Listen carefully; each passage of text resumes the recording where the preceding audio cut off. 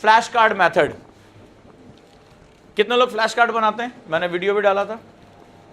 कितने लोग जानते हैं इसके विषय में? एक पेपर दो मेरे को, सादा पेज दो मेरे को।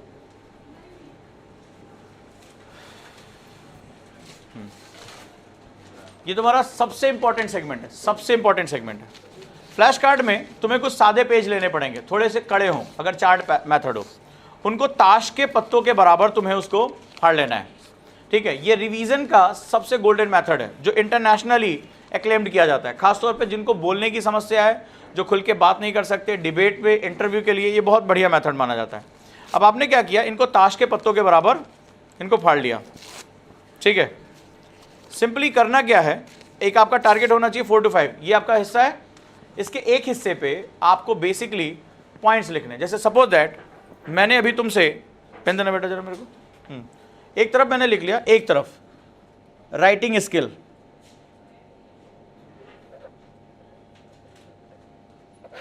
हम इसमें ये भी लिख सकते हैं कल को जीडीपी क्या है, जीएनपी क्या है, जो भी आपका टीचर आपको पढ़ाएगा।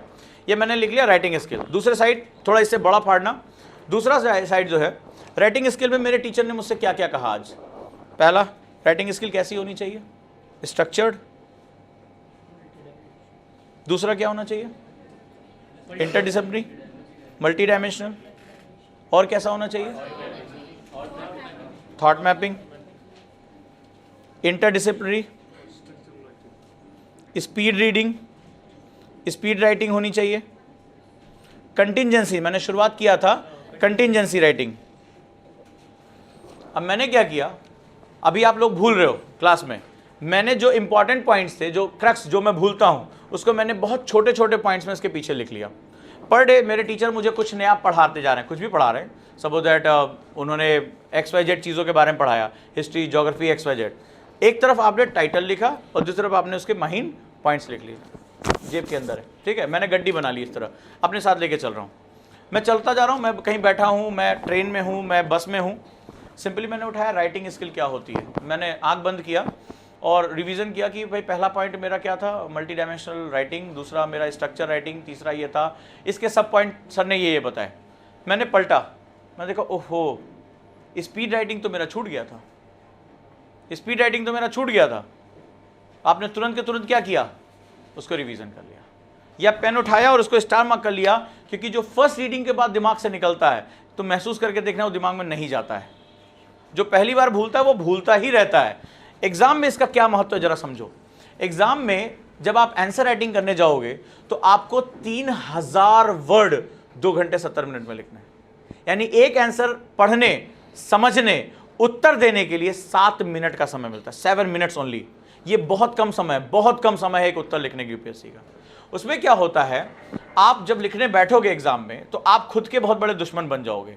एग्जाम में आपका पेपर छूटता कैसे, ये देखो, आप गए और तीसरा पॉइंट आपने शुरू किया, ओहो तीसरा पॉइंट लिखना, तीसरा पॉइंट मेरी नोट्स में था, मेरे नोट्स में था, मुझे बस लिखना है और मुझे इसके मार्क्स मिल जाएंगे बस। और आप क्या करते हो, उसमें माथे पे हाथ मारते हो, यार याद आ जा, याद आ जा, इसका तीसरा पॉइंट वो भारत पाकिस्तान मुद्दे पे तीसरा बिंदु था, और लालच की वजह से आप क्या करते हो, उसको छोड़ते नहीं हो। नतीजा क्या होता है, सेल्फ पनिशमेंट सिस्टम शुरू हो जाता है।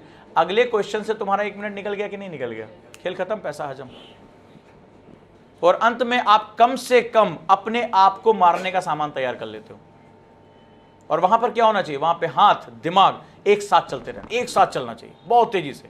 यही सबसे बड़ा चैलेंज यूपीएससी का होता है। यूपीएससी में खाली ऐसे लेक्चर सुन सुन के अगर आईएएस बनते तो पूरा देश ही आईएएस होता आज। द टफेस्ट पार्ट यही तो, इसके बारे में ये पेन कोई बताता ही नहीं है, ये तो छुपा के रखा जाता है। तुम एडमिशन ले लेते हो और जब तुम्हारा सामना होता है इस तकलीफ से, तब कोई बताता है कि ये तकलीफ तुम्हें झेलनी है, लेकिन सॉल्यूशन फिर भी नहीं बताते, भटकते रहो, कोई बात नहीं। सो आज से तुम्हारे पास ये फ्लैश कार्ड होना चाहिए। मैं आपका ये तीसरे दिन चेक करूंगा यहीं पे, और जो करेक्शंस होंगी मैं उसमें कराऊंगा, ठीक है। अगर ये भी करके पर डे 5 आपको बनाने, पर डे, यानी साल भर में आप सोच के देखिए, यानी आप पर महीने 150 बनाएंगे, 150 अलग अलग कॉन्सेप्ट। क्लियर है? कभी भी आपका प्री का क्वेश्चन गलत होगा ही नहीं, आप ये बात याद रखिए। नेगेटिव मार्किंग आप फेस नहीं करोगे, बट आपको ये करना होगा। Next and last point, speaking skill. इसको हमें मोटिवेट करके रखना है स्पीकिंग स्किल पे, बोलने की क्षमता। ये युग सर इस पर आपके बहुत विस्तार से बात करेंगे।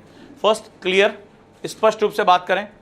जैसे जनाब, आप अपना नाम तो जानते होंगे, ठीक है, जैसे सैफ साहब आए थे यहाँ पे, तमाम लोगों को बुला ले। आप अपने बारे में स्पष्ट व्याख्यान क्यों नहीं कर पा रहे हो? Clear skill. तो पहली बात, आप बिल्कुल स्पष्ट बोलें। दूसरा, माइंड वोकल कोऑर्डिनेशन, इसके बारे में आपसे कोई बात नहीं कर रहा। माइंड वोकल कोऑर्डिनेशन मतलब दिमाग, आपने देखा होगा कई बार बोलते बोलते आप उल्टा सीधा बोल जाते हो, हकलाने लगते हो थोड़ा सा, ठीक है, कुछ वर्ड स्किप कर देते हो। अब आप इंटरव्यू में बैठे हो और आपके पास पूरी संभावना है कि 275 में से अच्छे मार्क्स लाके आप अंदर जा सकते हो, और वहाँ आपसे कुछ बेसिक मुद्दे पे बात कर ली और वहाँ पर आप क्या हुए, हकलाने लगे या अपनी बात कहने में दिक्कत कर गए, खत्म हो जाएगा खेल आपका। And the next one is, speaking skill में एक वर्ड आता है प्ले विद योर माइंड। आपको सामने वाले के दिमाग के साथ खेलना आना चाहिए। This is one of the biggest skill. Interview दिया जाता है और इंटरव्यू प्लान किया जाता है, दो चीजें एक साथ होती हैं। जो बहुत क्लेवर स्टूडेंट होता है वो इंटरव्यू प्लान करता है अपना, वो वही क्वेश्चन ऐसे अपनी बात को इस तरह रखता है, सामने वाला क्वेश्चन ही वही पूछेगा जहां पर वो अपनी बात को खत्म करेगा। तो ऐसे ही स्टूडेंट बहुत बढ़िया मार्क्स पाते हैं। क्लियर है? तो ये हमारे पास सेट ऑफ स्किल्स है जो हमें सीखना ही पड़ेगा एनी हाउ। चलिए, इसमें अलग अलग सामने वाला मुझसे क्या बात कर रहा है। यूपीएससी में तो बहुत आर्ग्यूमेंट्स कर लेते हैं, बहुत भयानक आर्ग्यूमेंट्स करते हैं। एक स्टूडेंट से पूछा कहाँ के रहने वाले, बोले बनारस का। बोले दशाश्वमेध घाट गए? बोले हाँ गए। बोले वहाँ कितनी सीढ़ियाँ हैं? अभी तो लॉजिकल सा क्वेश्चन है, लेकिन वो लॉजिक तुम्हारा नहीं चेक कर रहे हैं, वो तुम्हारा टेम्परामेंट चेक करते हैं। बोले नहीं बताओ कितनी सीढ़ियाँ हैं? तुम कहोगे गिना नहीं। बोले तो फिर जाने का फायदा क्या तुम्हारा, अवेयर नहीं हो तुम? बोला सर 53। बोला गलत बता रहे हो तुम।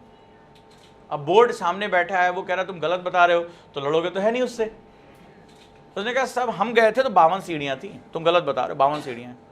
अब स्टूडेंट था क्लेवर, उसने कहा सर आप जब गए होंगे तो बारिश हुई होगी, पानी ऊपर चढ़ा था, और जब मैं गया था तो सूखा था, पानी था नीचे। बात संभाल ली, क्योंकि ना वो गए थे ना ये गए थे। क्लियर है? यही टेम्परामेंट चेक किया जाता है वहां पे। अब एक स्टूडेंट से पूछा कैसे आए? बोला सर धौलपुर हाउस इंटरव्यू था। बोला कैसे आए? बोले ऑटो से आए। बोले ऑटो का नंबर बोलो जल्दी से। अब कोई भी यार, कौन यार इतनी टेंशन में ऑटो का नंबर लिखता है बैठ के? उसने थोड़ा सा सोचा, बोला सर DL 3C 1947। बोले आप ऑटो का नंबर कैसे याद कर सकते हैं? बोला सर मेरे देश की आज़ादी का नंबर, इसलिए मेरा ध्यान चला गया, मेरा देश आज़ाद हुआ था, बड़ा खास नंबर था, इसीलिए मैंने इसको याद रख लिया। और उसको पता था भाई कहीं कभी स्टेट होगा, स्टेट का नाम तो दिया जाएगा। अब 3C था, 5C था, 8C था, क्या लेना देना उसको। क्लियर है? तो हो गया काम खत्म, बच गया वो। तो ये होता है स्पीकिंग स्किल। आपको प्रेजेंस ऑफ माइंड हमेशा लेके चलना। जाके वो चेक थोड़ा ना करेंगे भैया कौन सा 1947 का ऑटो था, बट वो अपनी जान उसको बचानी थी, और यही हमारी स्पीकिंग स्किल होती है। So we have to learn lot of things. अब हम आ जाएंगे सेकेंड हिस्से पे, जिसके बारे में हम थोड़ी देर में बात करने जा रहे हैं, और वहां से हम अपना जो है सेगमेंट शुरू करेंगे, और वो है सिलेबस एनालिसिस। क्लियर है? सिलेबस एनालिसिस, जिसमें सबसे पहले मैं बात करूंगा GS मेंस के सिलेबस पे, ठीक है। लेकिन यहाँ 2 मिनट ब्रेक देके हम यहाँ पर सबसे पहले, आपके अगर कोई क्वेश्चन हो तो उसको राइट डाउन करिए, और सबको पहले न्यूज़पेपर आप दे दीजिए, सबको न्यूज़पेपर और पेपर्स होमवर्क के लिए, दोनों चीज़ें। सिलेबस एनालिसिस, जैसे आपको एक सिलेबस मैंने दिया होगा, दिया है, ये यूपीएससी प्रोवाइड करता है सिलेबस। एक सिलेबस मैं लेकर आ रहा हूं, यानी bit by bit, pieces by pieces, mains में, प्री में कहां कहां से क्वेश्चन आए हैं पिछले 15-16 सालों से, वो मैं आपको रिप्रेजेंट करने जाऊंगा, ठीक है। तो उसके लिए वो कहां से क्वेश्चन है, ओरिएंटेशन क्या है हमारा, हम क्यों करने जा रहे हैं, हिस्ट्री का ओरिएंटेशन क्या है, ये सारा चीज हम देखेंगे। डन है? ठीक है। तो ये आपके लिए बहुत लाइफ चेंजिंग सेगमेंट्स होगा जो हम इसके बाद करेंगे। उससे पहले आप लोगों को एक न्यूज़पेपर और 2 पेजेस होमवर्क के लिए दिए जा रहे हैं, ठीक है।